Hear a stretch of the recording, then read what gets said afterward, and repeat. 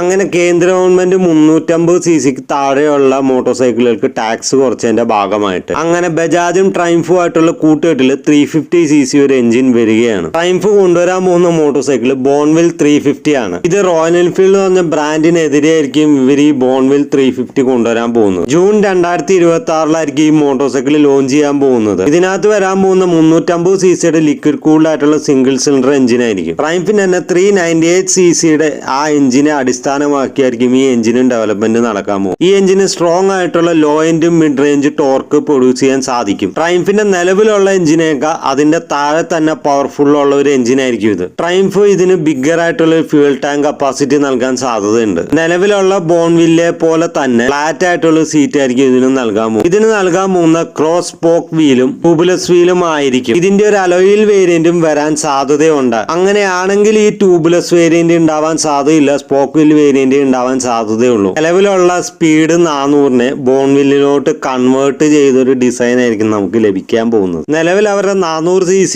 3 motor സൈക്കിളാണ് അവർ launch ചെയ്തിരിക്കുന്നത്. അതിൽ ഏറ്റവും ലാസ്റ്റ് ആയിട്ട് ലോഞ്ച് ചെയ്യുന്ന ത്രക്സ്റ്റൺ എന്ന് പറഞ്ഞൊരു കഫേ റേസർ മോട്ടോർ സൈക്കിൾ. പിന്നെ നിലവിലുള്ള വേരിയന്റ് എല്ലാം ബഡ്ജറ്റ് വേരിയന്റും ഇറക്കിയിട്ടുണ്ട്. എന്തായാലും മോട്ടോർ സൈക്കിൾ വരട്ടെ.